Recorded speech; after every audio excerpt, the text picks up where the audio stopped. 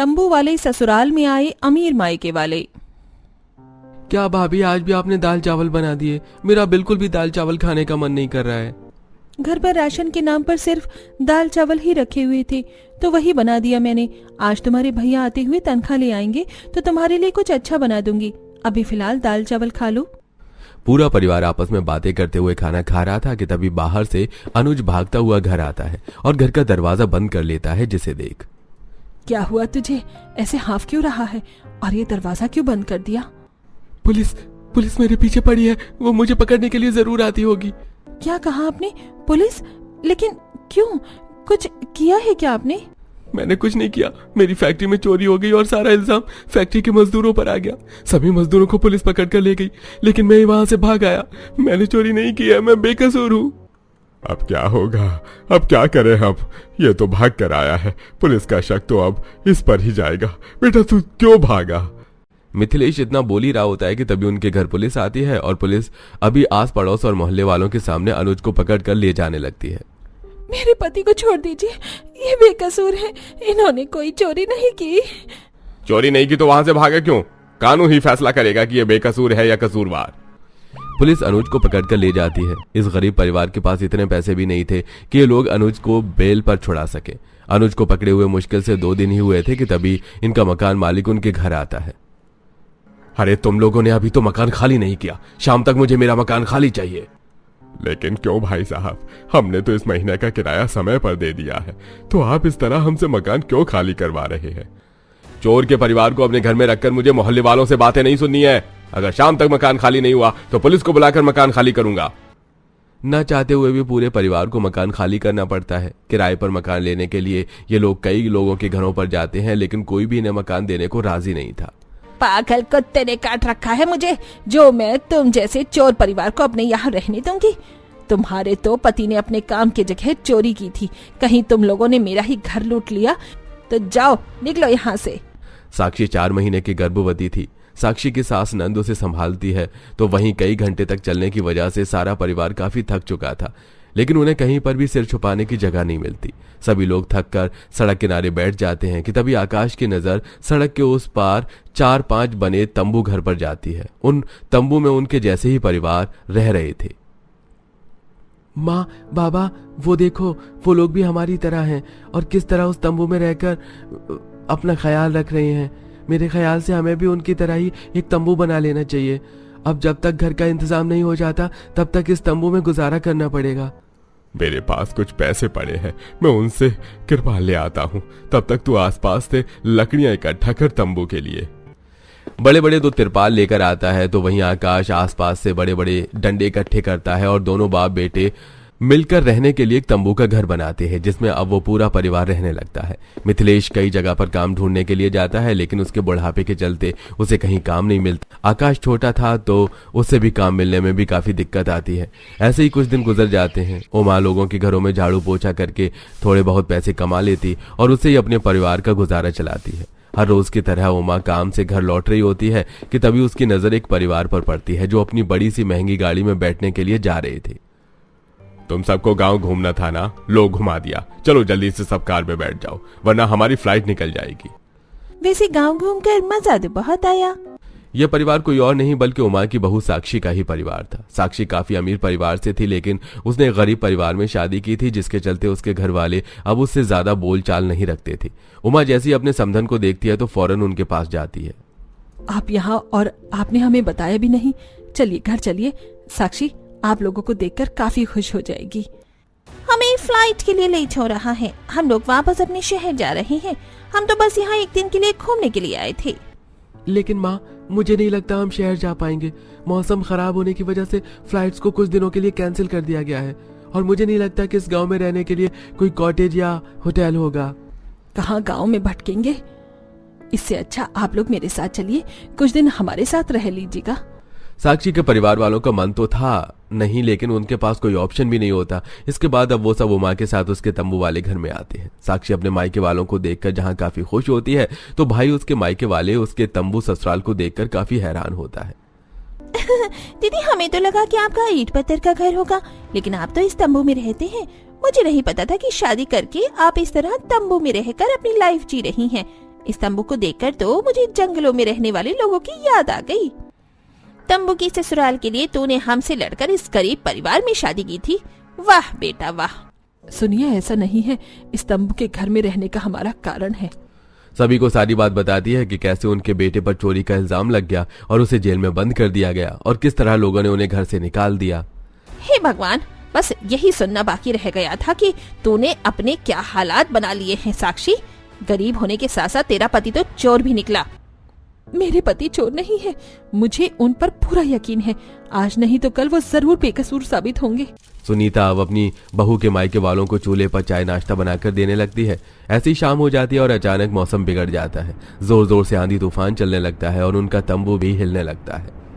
माँ देखो ना, कितनी तेज आंधी तूफान चल रही है। कहीं तंबू उड़ गया तो हमारा क्या होगा? ऐसा मत बोलो, तंबू नहीं उड़ेगा। ये लोग बाहर कहीं से ईंट लाकर तंबू पर रख देंगे तो तंबू बिल्कुल भी नहीं उड़ेगा।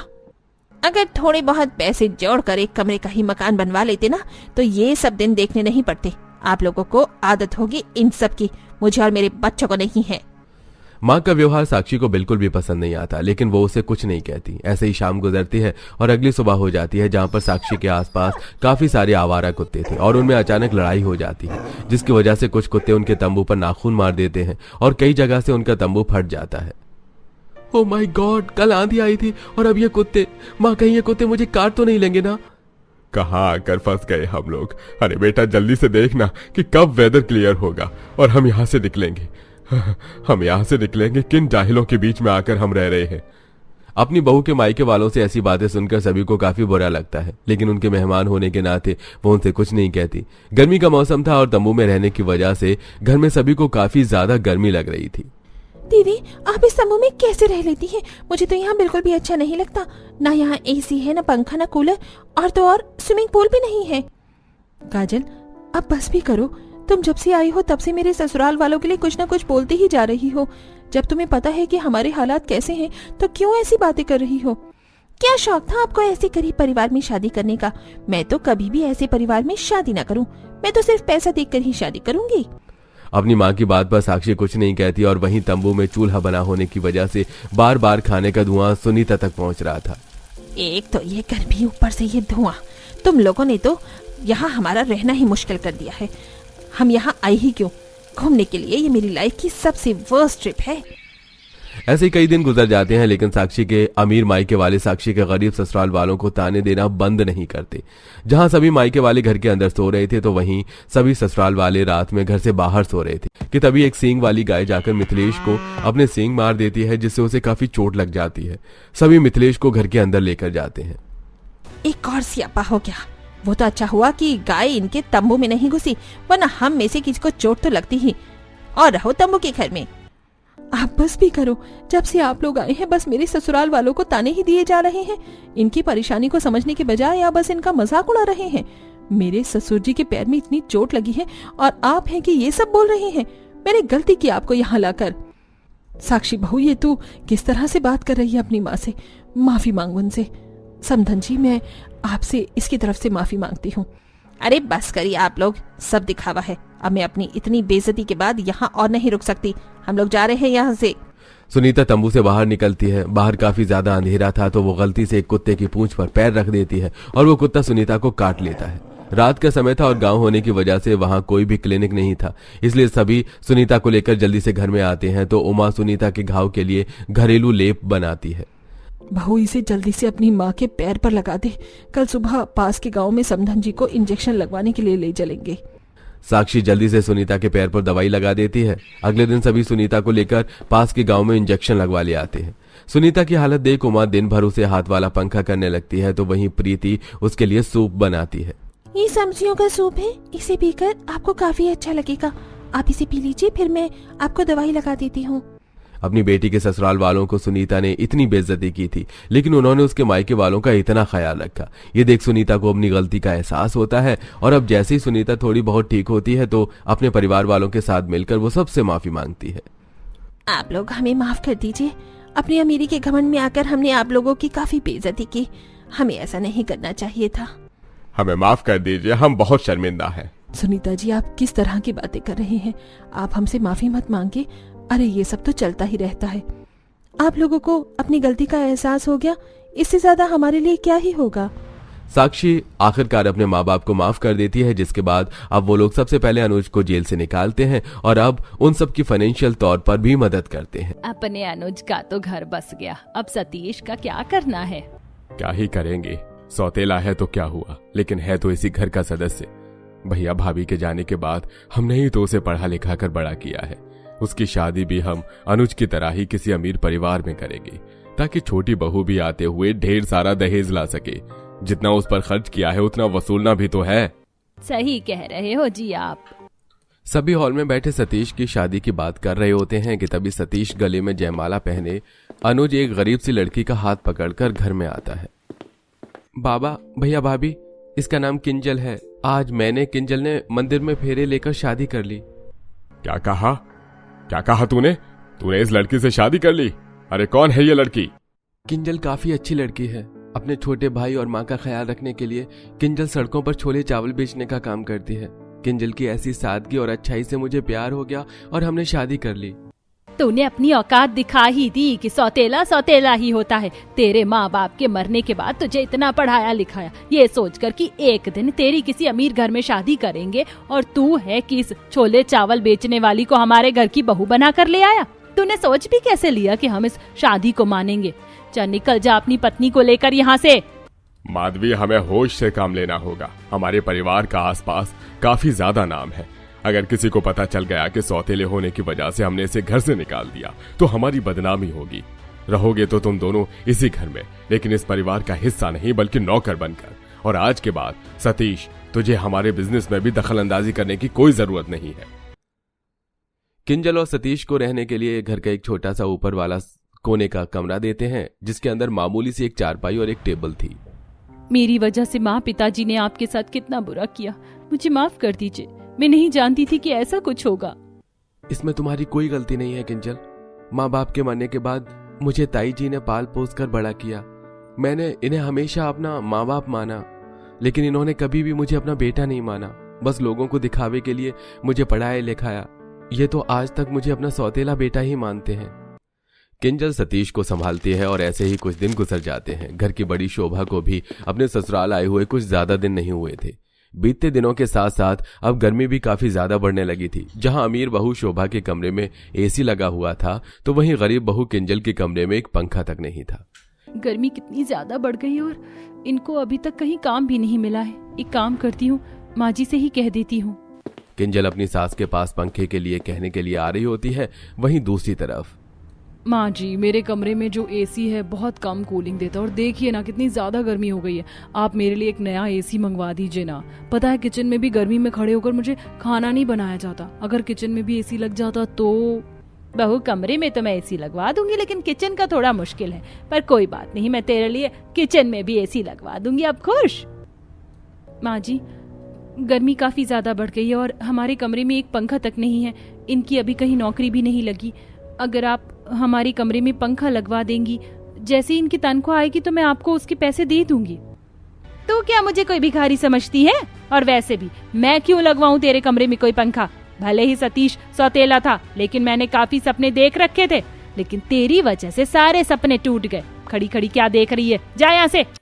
बाद में माधवी जानबूझकर एक स्टोर रूम से पुराना टूटा फूटा पंखा किंजल को दे देती है, जिसमें से बिल्कुल ना के बराबर हवा आती है। जहां गर्मी में एक तरफ अमीर बहू को कमरे के साथ साथ किचन में भी एसी मिला था, तो वहीं किंजल को पंखे की हवा भी ढंग से नहीं मिलती। अच्छा हुआ ये आते हुए ढेर सारे कच्चे आम ले आए थे। मैंने उनका आम पन्ना बना दिया। अब इसे ठंडा होने के लिए फ्रिज में रख देती हूँ। किंजल जैसे ही आम पन्ना फ्रिज में रखने के लिए जाती है कि तभी वहां शोभा आ जाती है और किंजल का हाथ पकड़ लेती है। तुम्हारी हिम्मत कैसे हुई मेरे ससुराल का फ्रिज इस्तेमाल करने की? ये फ्रिज हमारा है, इसका इस्तेमाल भी हम ही करेंगे। अच्छा हुआ माँ जी आप आ गई। देखिए आपकी गरीब बहू किस तरह हमारे घर का फ्रिज इस्तेमाल कर रही है। क्यों री, हमारे किचन में आकर हमारा फ्रिज इस्तेमाल करेगी? एक बात कान खोल कर सुन ले, ये फ्रिज सिर्फ हम लोग इस्तेमाल करेंगे। और हाँ, इस रसोई में भी आज के बाद कदम नहीं रखेगी। इसमें सिर्फ मेरी अमीर बहू ही खाना बनाएगी, ना कि तू गरीब, समझी? शोभा माधवी मिलकर किंजल को धक्के मारकर किचन से बाहर निकाल देते हैं, जिसके चलते मजबूरन किंजल को छत पर ईंट का चूल्हा बनाना पड़ता है और सुबह से शाम तक गर्मी में तपते हुए ईंट के चूल्हे पर खाना बनाना पड़ता है। शोभा बहू, आजकल तो कुछ ज्यादा ही गर्मी होने लगी है। ऐसी गर्मी में तो वाटर पार्क जाने का मन करता है। माँ जी, वाटर पार्क का पानी तो काफी गंदा होता है, क्यों वहाँ जाकर बीमार पड़ना। मैं तो कह रही हूँ कि हम बाहर से एक बड़ा सा प्लास्टिक पूल मंगवाते हैं और उसमें पानी भर देते हैं और घर में ही रोज पूल के मजे लेंगे। एक तरफ माधुरी अपने अमीर बहू शोभा के साथ घर में पूल के अंदर ठंडे पानी में मजे ले रही होती है, तो वहीं किंजल टंकी से आ रहे खौलते पानी में काम करती है। टंकी का पानी कितना ज्यादा गर्म हो रहा है। एक तरफ मेरी सास और जेठानी कितने मजे से इस गर्मी को एंजॉय कर रहे हैं और एक तरफ मैं हूँ। माँ जी ने तो हर चीज में बंटवारा करना शुरू कर दिया है। जहाँ अमीर बहू के लिए इतना अच्छा, वहीं गरीब बहू के लिए कुछ नहीं। माधवी दोनों बहुओं के लिए गर्मी में पहनने के लिए कुछ साड़ियां लेकर आती है। जहां अमीर बहू के लिए माधवी प्योर कॉटन की हल्की साड़ियां लेकर आती है, तो वहीं जानबूझकर गरीब बहू के लिए चुभने वाली साड़ी, जिसे पहनकर ये तो काफी ज्यादा चुभ रही है। अब इसे कैसे पहनूंगी, बहुत चुभन हो रही है इसके अंदर। साड़ी को बदलकर नॉर्मल साड़ी पहन लेती है।